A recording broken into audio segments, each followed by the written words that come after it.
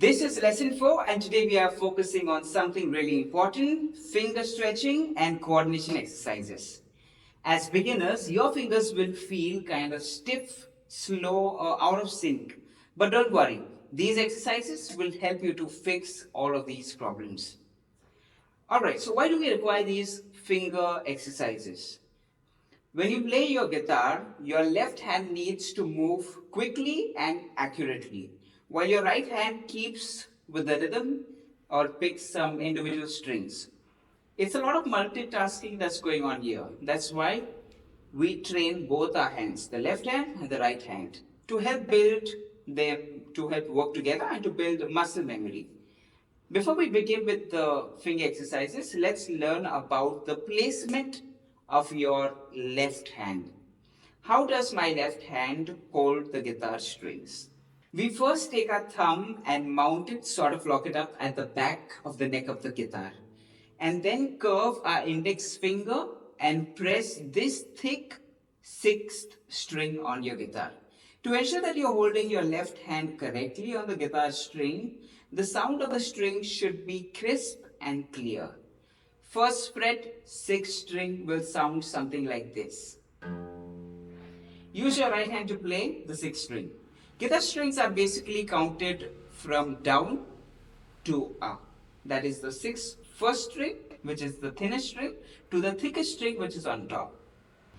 Now let's begin with the finger exercises. In this exercise, we are going to use all of our 4 fingers: index, middle, ring, and pinky finger.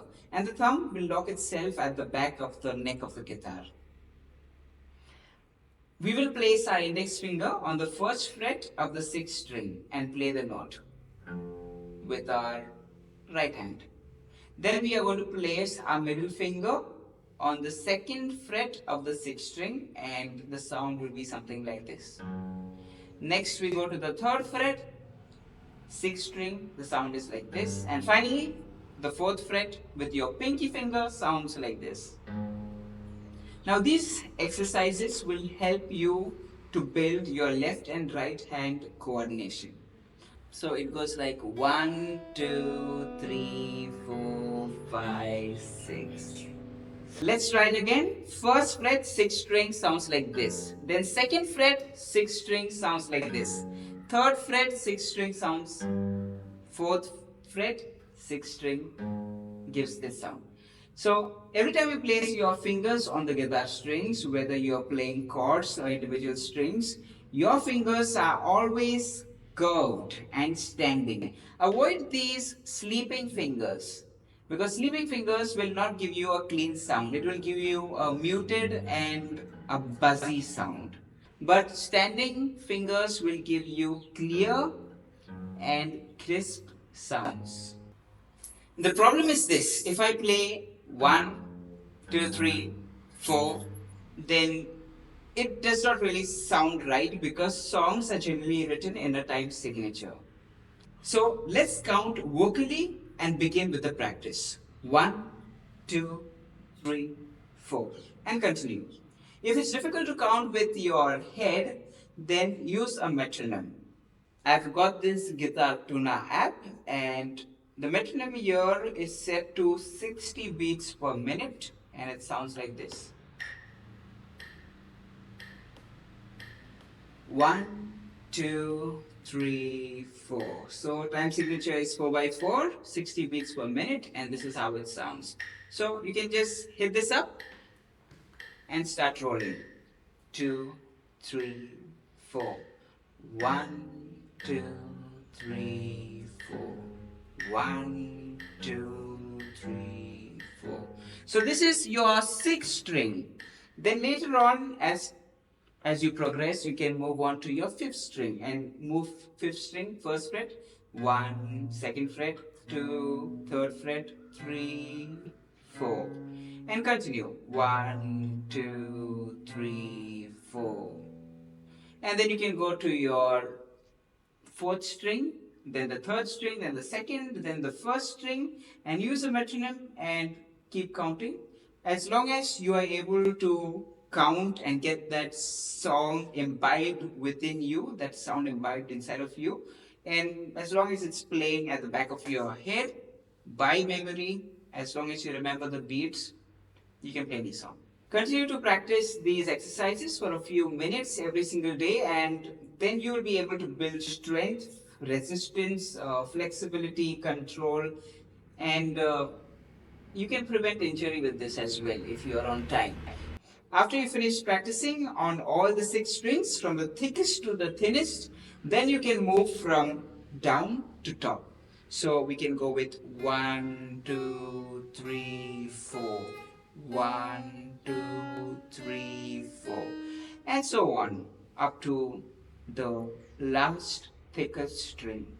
Once we are done with this, the next exercise is to practice without looking at the strings. So if you want, you can look at your right hand, but not on your left hand. And that will help build your memory as well. So you can go like this. 1, 2, 3, 4. 1, 2, 3, 4. But avoid the buzz sounds. What we need is clean sounds so that we perfect our technique. Once we can play without looking on the strings, we can begin with exercises that will help to stretch our fingers. We can start with our thumb sort of once again locked on the back of the neck of the guitar. Then we place our index finger on the first fret, sixth string, and play the note with your right hand. Now, this is where things get different. This is where there's a slight modification. Your index finger does not move. It stays there itself on the same string. And your middle finger will move to the second fret and then you play. So now you can kind of feel the tension. Then your middle finger, your index finger does not move once again. Now your ring finger comes on the sixth string, third fret. And try to get the clear, clean sound.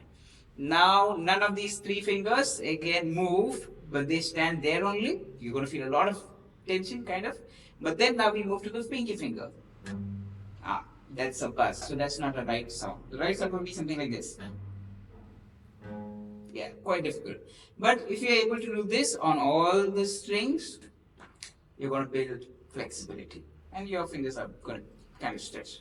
Remember, the sound should be clear and we don't want any buzz, broken sounds. Otherwise, that's a red flag and we will have to practice once again since we have practiced incorrectly. After you're done with the first 4 frets, then we can move on to the next 4 frets and continue with the same exercises as I mentioned before. So we go with 1, 2, 3, 4 and then keep going downwards. Once you're done from top to down using a metronome, then go from down to top. 1, 2, 3, 4. But we want it to be steady and we want the beats to be exact. So try to avoid anything that is disrupting and go slow. With progress, eventually you will be perfect. Now, after we are done with the first 4 frets, then let's move on to the next 4 frets on the 6th string, and we once again start with the same practices that we had done previously with the metronome on 1, 2, 3, 4, 1, 2, 3, 4 and so on from top to down. Now after you finish top to down, once again down to top using a metronome, better 4x4, 4x4 common time is best. These drills may seem simple but they are powerful. They train your muscle memory. We get good control and we can polish our time signature and the speed of our fingers. You can also speed up the metronome as you progress. Remember to focus on clean tones and even the tempo and proper finger placement. Fingers always curved as though you're holding a baseball. Standing fingers, no sleeping fingers. The practices are going to take some time and sometimes it's going to be painful. But go slow and learn. As long as there is progress, you are doing a fabulous job. Alright friends, if you enjoyed this video, do let me know down in the comments if there is some problems, issues, something that you would like to know that is not yet been covered. We'll do that in the next lesson. Just let me know down in the comments below and we'll see you in the next one.